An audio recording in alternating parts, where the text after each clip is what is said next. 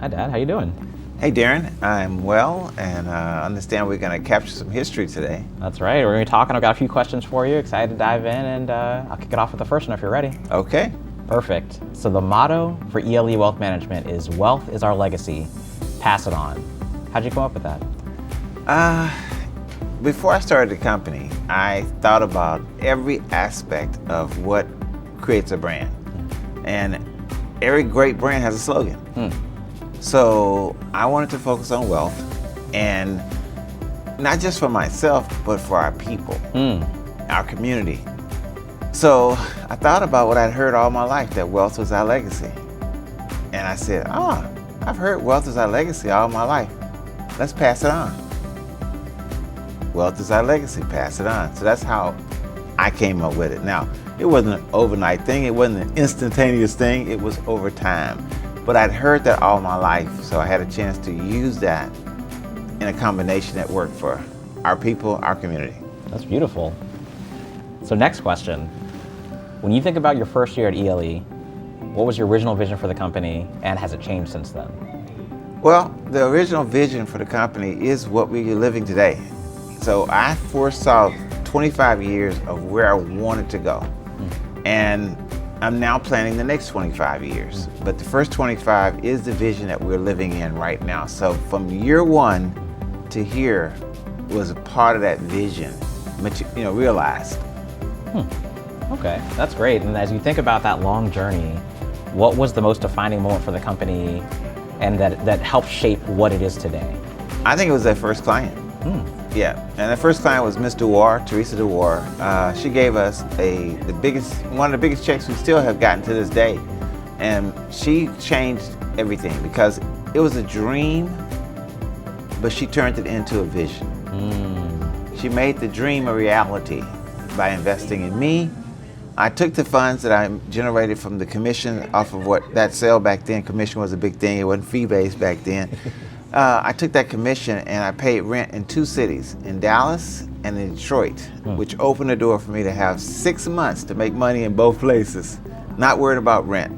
So, Mr. War, thank you. She made that difference.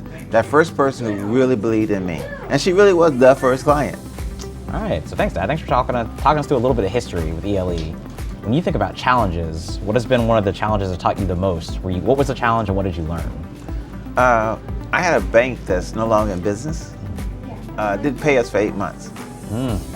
And they, on purpose, tried to put us out of business by not paying us. And they owed me $250,000. And this was in my 3rd year. And just imagine someone owes you $250,000 and you're a small business. They didn't give you an opportunity they basically tried to shut me down. Yeah. But the beauty of it is that we immediately pivoted and started doing life insurance.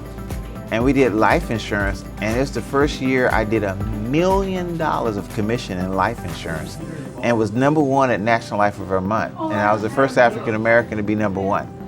And it taught me to pivot.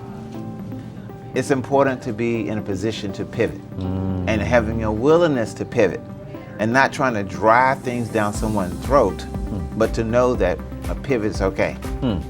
Okay, that's great. Pivoting. So pivoting to the next question, what do you feel like is your proudest achievement of the last 25 years?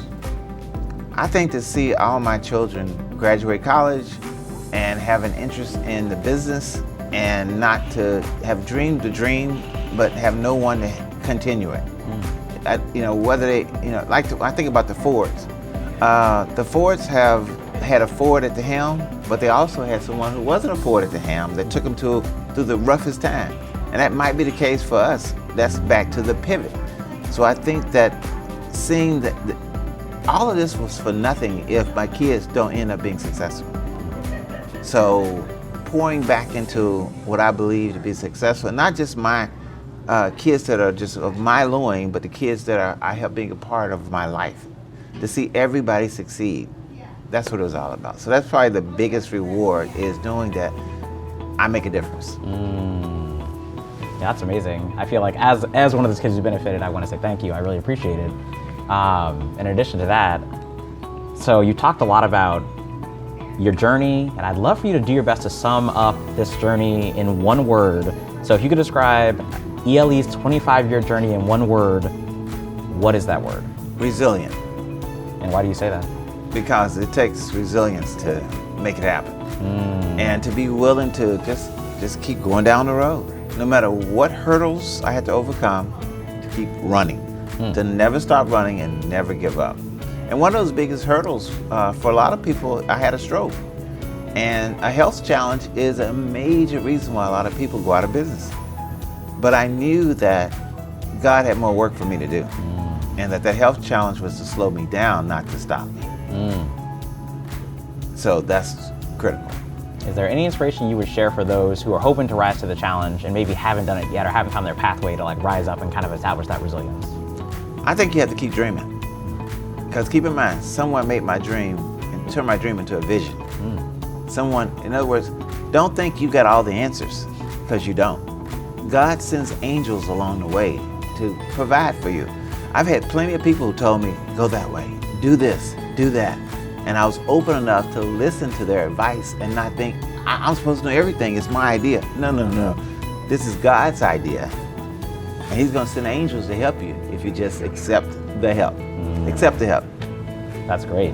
Be open to the help, whether from internal thinking or external. That's great.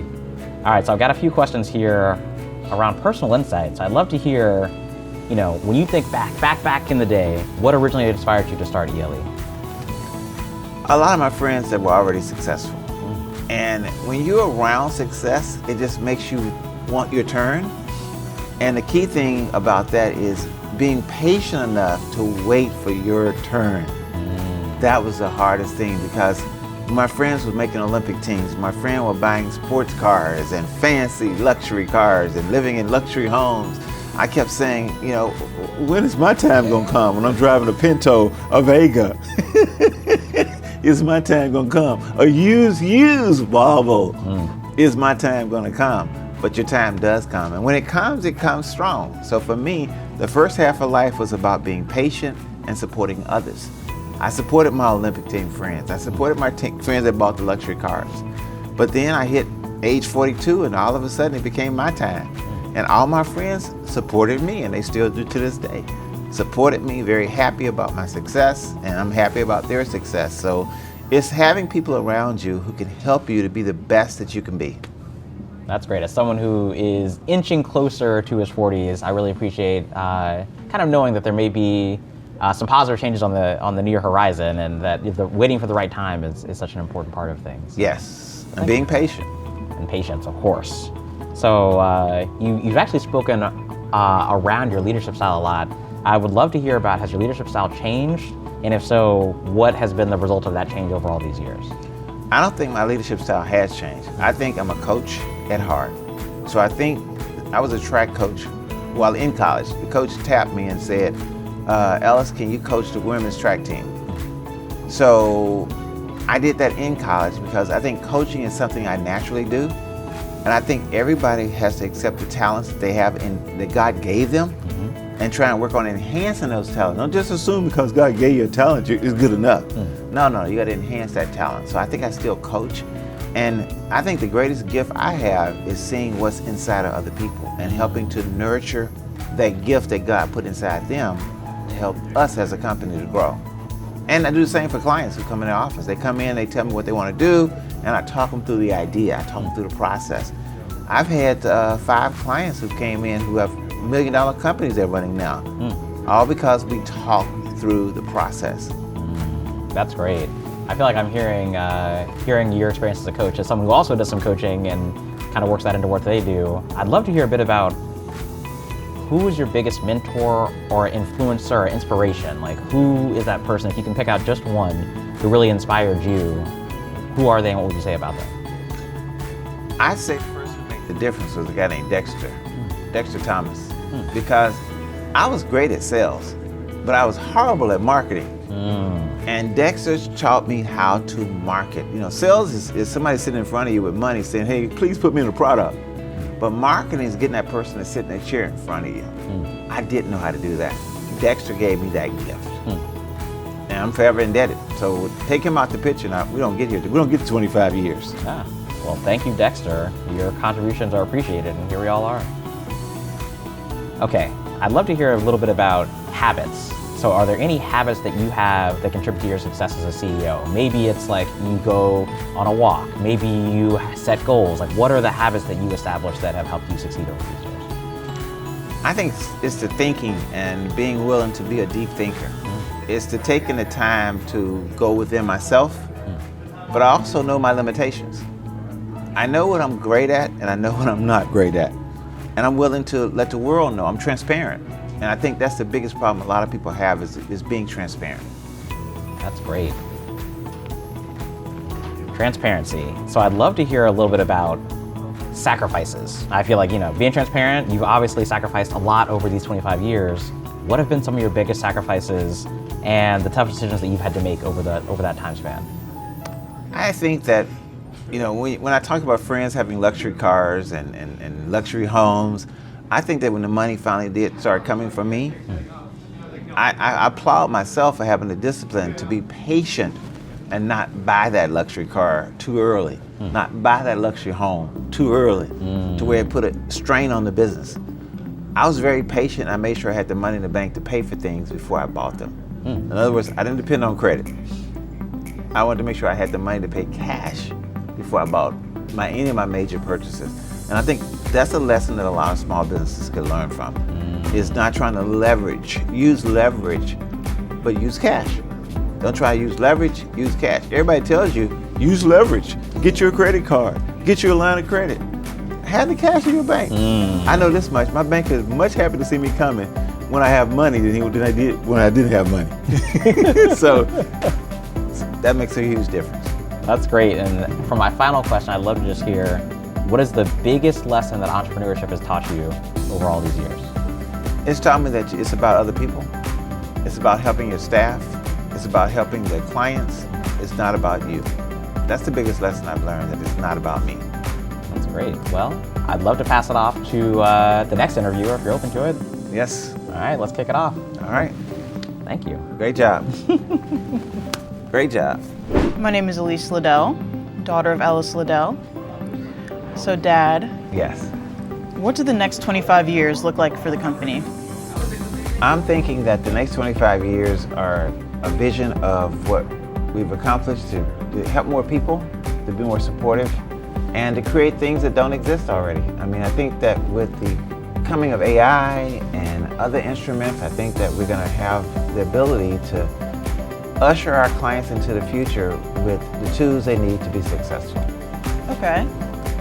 Going on that AI, AI included in some others, what are some innovations that you're most excited for going forward? I think if I had to break it down, I'd say it's the fact that more people are financially literate. We're not starting from scratch.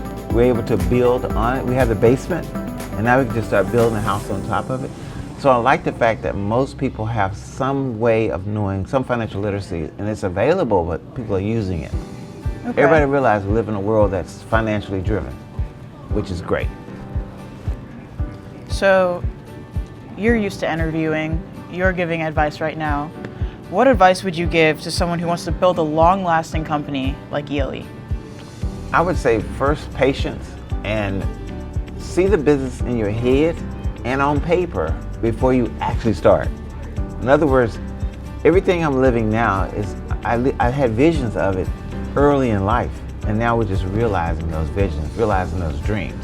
So my thing is that spend as much time visualizing what success looks like to you before you actually get involved. And I can't tell you this, once you get involved, you're too busy to visualize. You're too busy doing it to visualize. So the visualization has to start first before success. And this goes back to one of my favorite sayings that I copied from somebody. The only place success comes before work is in the dictionary. Do the work.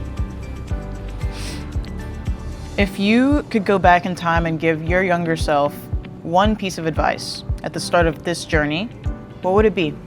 Everything's gonna be all right. You're gonna make it. I would tell my younger self, don't worry. You're gonna be successful beyond your own imagination, and just stick to the script and do what you can for the community, and it'll take care of yourself. Okay, thank you. So finally, after 25 years, what legacy do you hope to leave? I would love for people to be able to just know that things are better because I came along, because I spent time in this place, that the financial literacy everywhere I touched is better. I guess I would relate it to Johnny Appleseed, who planted apple trees all over the United States. I hope that I'm planting little bits of seeds of wisdom that will just grow into something great. And that will be my contribution to our people, to our community. Well, thank you, Dad. Thank you. All right, so let's delve into the ELE team and clients. Okay. What role has the team played in reaching 25 years of success? Everything. Without the team, there is no success, because I understand what I'm great at. When I first started the company, the one thing I was not, I'm not, even to this day, is a typist. So I needed an administrative assistant, an executive assistant. I needed someone to help me, even in writing letters to clients. And I remember one of the employees said, "Mr. Dell, get up, let me do it." I was typing up a letter, and she said, "Mr. Dell, get up, let me do it." "Miss Gordon, get up, let me do it." So I got up, and she typed the letter, and she could type, 50 words a minute. I'm over here pecking out. So without the team, there's no me. How would you describe the company culture today compared to when you started? I think we're more relaxed today than we were then. When we first started, I was pretty much a taskmaster. I mean, everything had to be point on. There was no forgiveness. And I think I'm more considerate of the employees' needs. But I think the times that we live in have changed. So I think that the culture adjusted to the times we live in. So I would have to say that the biggest change is we went from where everyone wore a suit to work and they dressed up to work in 25 years to where companies like Google and Facebook, employees come in with khakis on. So the culture of the workplace has changed, and we've adjusted ourselves with that, but not to the point that Google or Facebook, but we did make some changes. Okay. What values do you think have kept clients with you for so long? If we tell a client we're going to do something, we do it. And if a client calls us, they know it's going to get done. It's not a matter of they're going to have to micromanage us. They don't have to micromanage us. We're professionals. And I think the professional environment that I've created, and I think everybody who wants to be in that environment is professional. So I think that's the gift that keeps on giving. And that's the difference that we've made. That's why a small company can service clients better than a large company can.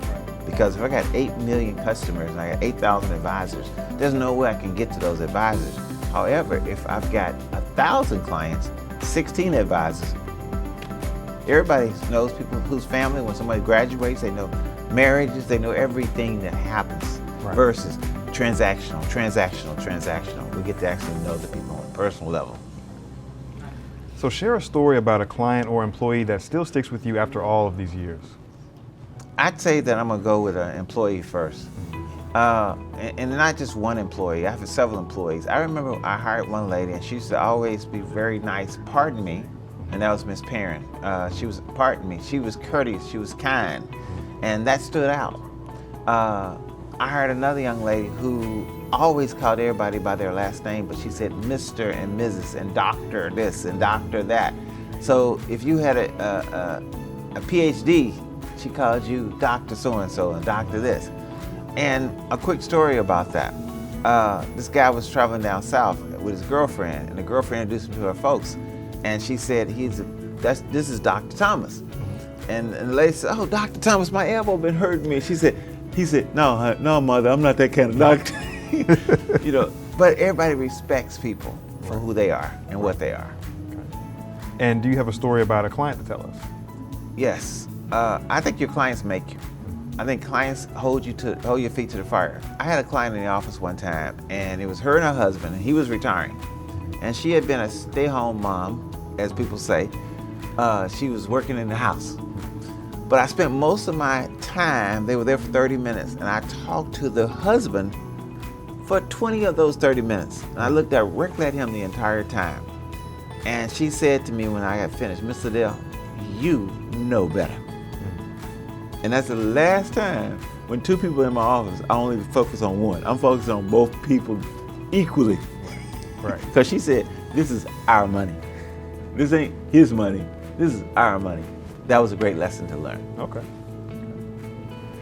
So now let's talk about the financial industry and reflect on that. So first off, we have, how has the financial industry changed since you first started the company? I think that it's less regulation, but it's more expectation. Less regulation, but more expectation. And I think that the major difference that a small company can play is with less regulation, it made it a more equal playing field. We can compete with the big boys of the world and do it well. And for 25 years, we've done that. And I look forward to 25 more of competing with the big boys and doing it well. Amazing, amazing. What trends have been the most exciting or challenging to navigate? I think a lot of the changes that have happened with, we went from a computer-based world to AI. I think the new technologies is going to be the biggest change that we face. So in other words, I think the biggest changes are the changes that are coming. So I think those are the biggest challenges is in the changes that the future brings to us. Okay. And you got to be willing to be flexible enough to adjust.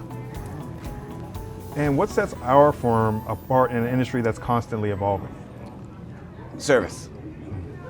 We love servicing our clients, and they love being serviced. We call them on their birthdays and wish them happy birthday. We don't have to do that, but we do it, and we love doing it. Miss Hall gets a kick out of doing that. It makes her day to leave them a wonderful message. On behalf of ELE Wealth Management and Mr. Liddell, we just call and say happy birthday to you. Hope you have a phenomenal day. So service is the key. Well, thank you for your insight, Mr. Liddell. We look forward to another 25 years of success. All right, Ellis Liddell's son, Ellis Liddell. We look forward to you being a big part of making that success happen. Yes. Thank you.